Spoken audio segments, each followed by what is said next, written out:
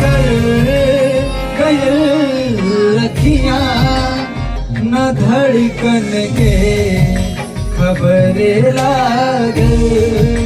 मोहब्बत कर गयल रखियां न धड़कन के खबर लागल। असर ना